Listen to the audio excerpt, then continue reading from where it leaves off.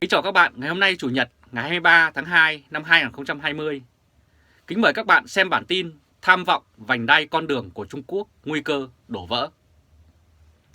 Kế hoạch vành đai và con đường đầy tham vọng của Trung Quốc với người đứng đầu là ông Chủ tịch Tập Cận Bình đang gặp phải một trở ngại bất ngờ từ virus corona, vốn đang khiến cho các dự án xây dựng đường sắt, đường cao tốc và hải cảng khắp nơi trên thế giới bị đình trệ một cách rất nhanh chóng.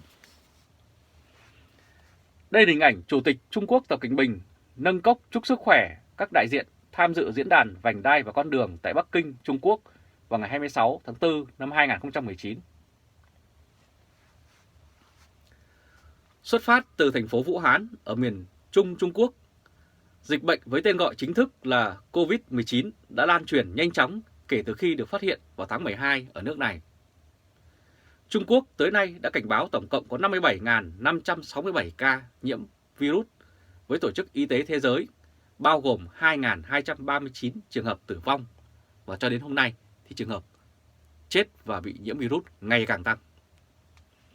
Những hạn chế du hành để ngăn chặn sự lây lan của dịch bệnh đã làm trì trệ phần lớn nền kinh tế lớn thứ hai thế giới và đình chỉ hoạt động của những dự án trọng điểm trong sáng kiến vành đai và con đường, viết tắt là BRI, của Chủ tịch Trung Quốc Tập Cận Bình, nhắm mục tiêu mở rộng ảnh hưởng của Trung Quốc bằng việc phát triển hạ tầng và những khoản đầu tư khắp nơi trên thế giới.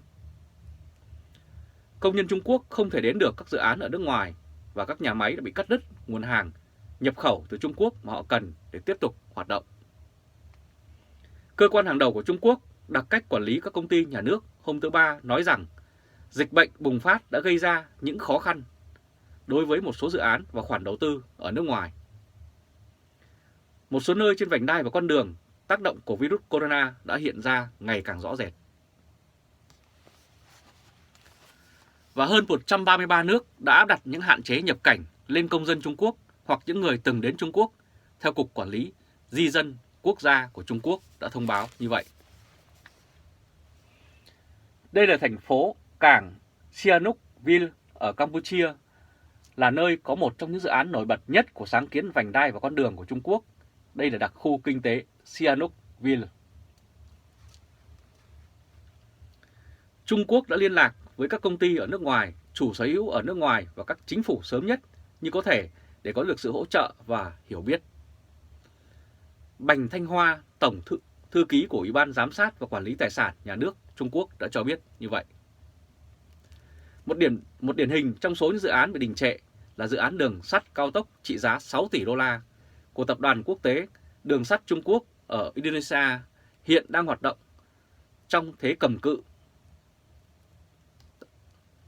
Doanh nghiệp nhà nước này đã thành lập một đội đặc nhiệm để theo dõi sự lây lan của virus COVID-19 và kêu gọi tất cả các nhân viên Trung Quốc về quê vào dịp Tết Nguyên đán không trở lại Indonesia. Một giám đốc điều hành cao cấp của công ty phát biểu với hãng thông tấn Reuters với điều kiện giấu tên vì ông này không được phép nói chuyện với giới truyền thông.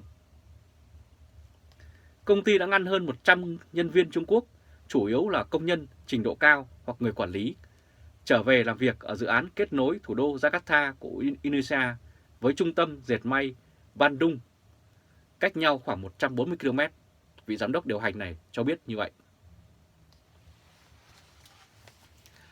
Và tại đặc khu kinh tế Sihanoukville ở Campuchia, nơi được mệnh danh là một dự án nổi bật trong sáng kiến vành đai và con đường, nhân viên làm việc trong các nhà máy là dân địa phương nhưng họ không có phương tiện để sản xuất vì lệ thuộc vào nguồn hàng cung cấp từ Trung Quốc.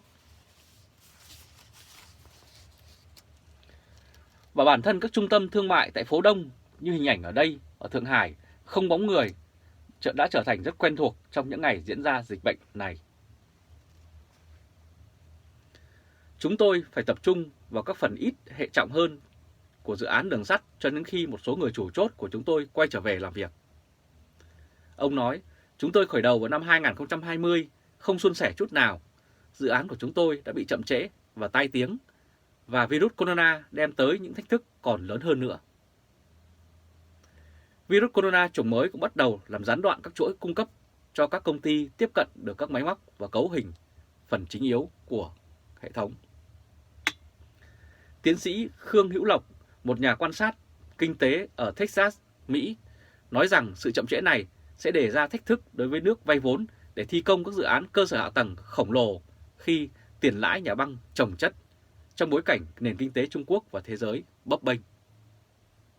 Tuy nhiên, ông nhận định bệnh dịch virus corona có thể là thách thức mang tính tạm thời và sẽ không khiến nhiều nước về lâu dài cân nhắc lại sự tham gia của họ trong sáng kiến vành đai và con đường vì quy mô và tính chiến lược của nó. Chương trình vành đai và con đường trị giá với tổng số tiền được đầu tư dự kiến lên tới 26.000 tỷ đô la, kéo dài trong vòng 7 năm. 10 năm là con đường dài. Ông đã nói như vậy. Và nhiều nhà máy ở Trung Quốc thì vẫn đóng cửa. Những nhà máy mở cửa thì không thể hoạt động hết công suất. Bo Yang-she, một nhà phân tích Trung Quốc tại Deutsche cho biết như vậy. Và ông nói thêm, vì nhiều dự án của vành đai và con đường có xu hướng lấy nguồn thiết bị và máy móc từ các nhà sản xuất ở Trung Quốc, sự gián đoạn trong sản xuất công nghiệp và chuỗi cung ứng sẽ gây ra sự chậm trễ hơn nữa. Đây là hình ảnh 2.500 lao động của công ty ở Hà Nam, Hà Nam ở Việt Nam đình công phản đối công ty chuẩn bị tiếp nhận lao động Trung Quốc trở lại làm việc vào cuối tháng 2 năm 2020. Sở dĩ những quốc gia này muốn tham gia vì họ muốn tìm lối thoát để phát triển. Virus corona dù có ảnh hưởng nhiều hay ít thì cũng không làm thay đổi ý định của các nước này vì họ đã lựa chọn Trung Quốc để vay tiền và mở rộng các phi trường để bành trướng buôn bán và họ tiếp tục làm thôi. Bangladesh đã thông báo trì hoãn một số dự án cơ sở hạ tầng, bao gồm cả việc vận hành nhà máy điện Payra dự kiến sẽ bắt đầu hoạt động thương mại vào đầu tháng 2 năm 2020. Hơn 2.000 công nhân Trung Quốc làm việc tại nhà máy và khoảng 40% trong số họ đã về nhà vào kỳ nghỉ Tết Nguyên đán. Truyền thông địa phương đưa tin như vậy. 20 người được phép trở lại làm việc vào thứ Hai sau 14 ngày cách ly. Thách thức virus corona đối với các hợp đồng dự án trong sáng kiến vành đai và con đường xảy đến khi Trung Quốc vấp phải phản ứng của các nước vào năm 2018.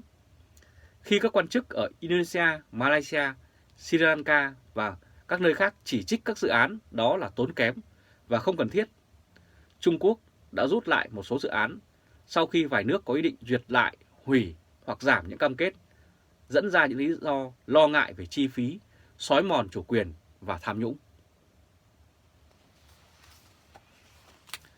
Và hiện nay, ít nhất 8 nước đang gặp khó khăn đặc biệt do vấn đề nợ nần liên quan đến các dự án vành đai và con đường, theo báo cáo của Trung tâm Phát triển Toàn cầu CKD vào hồi tháng 3 năm 2018 đã đưa ra. Giới phê bình e ngại các khoản vay này có thể khiến một số quốc gia bị phụ thuộc vào Trung Quốc và chịu ảnh hưởng chính trị từ Bắc Kinh. Đây là hình ảnh cảng Hambantota của Sri Lanka đã được trao cho Trung Quốc kiểm soát kể từ năm 2017 để đổi lấy sự hỗ trợ trong việc hoàn trả các khoản vay nước ngoài từ Trung Quốc. Giải mã bẫy nợ trong sáng kiến vành đai và con đường của Trung Quốc. Trung Quốc là một trong những nước có dòng tài chính đầu tư ra nước ngoài hàng đầu thế giới. Phần lớn số tiền chính thức mà Trung Quốc đưa ra nước ngoài được đầu tư cho các dự án và khoản vay trong các dự án về hạ tầng, năng lượng và liên lạc. Các dự án nói trên nằm trong siêu dự án sáng kiến vành đai và con đường, phương tiện chính của Trung Quốc nhằm thúc đẩy phát triển cả nội địa và hải ngoại. Thông qua các đầu tư một số cơ sở hạ tầng, Trung Quốc muốn kết nối tốt hơn với thế giới và gia tăng thương mại dọc theo con đường này. 5 năm sau, khi Chủ tịch Trung Quốc Tập Cận Bình công bố kế hoạch vành đai và con đường, Trung Quốc đã chi khoảng 25 tỷ đô la cho các dự án hạ tầng ở đây. Nhưng một câu hỏi được đặt ra là các nước đi vay đã được hưởng lợi tới mức độ nào từ các khoản đầu tư của Trung Quốc? Paul Hellin, cựu cố vấn chính phủ Mỹ và giám đốc trung tâm Crane Thanh Hoa đã tóm tắt các ý kiến phê bình như sau. Một số vị tin rằng Trung Quốc đang thực hành ngoại giao bẫy nợ thông qua vành đai của con đường, khiến cho các nước đang phát triển lâm vào tình cảnh phụ thuộc do nợ, và nợ đó là chuyển hóa thành ảnh hưởng chính trị. Và ông Helena đã giải thích thêm mối quan hệ và quan ngại đặc biệt về hoạt động của Trung Quốc ở Sri Lanka, Pakistan, Malaysia nằm ở tâm điểm các tranh cãi về bẫy nợ. Trung Quốc đã giành được quyền hoạt động và kiểm soát trong 99 năm ở cảng Hambantota, miền nam của Sri Lanka, sau khi chi phí cho dự án này đội lên ngoài tầm kiểm soát, khiến Sri Lanka phải từ bỏ quyền kiểm soát đối với cảng này để được Trung Quốc cung cấp gói giải cứu bằng tiền. Đây là hình ảnh Chủ tịch Trung Quốc Tập Cận Bình tiếp Thủ tướng Malaysia Mohamad. Không còn là việc mới với Trung Quốc cho các nước khác sự lựa chọn ngoài việc thanh toán nếu các nước này không đủ điều kiện để trả nợ cho họ. Hồi năm 2011, tin tức cho hay Trung Quốc đã xóa nợ cho Tajikistan để đổi lấy 1.158 km vuông lãnh thổ ở vùng tranh chấp giữa hai nước, theo báo cáo của CDG đã đưa ra. Vẫn theo Hene, tranh cãi về chuyện bẫy nợ càng nổi bật khi vào năm 2018, Thủ tướng Malaysia Mohamad đã hủy bỏ 23 tỷ đô la trong dự án vành đai và con đường mà Trung Quốc dự định đầu tư vào đây.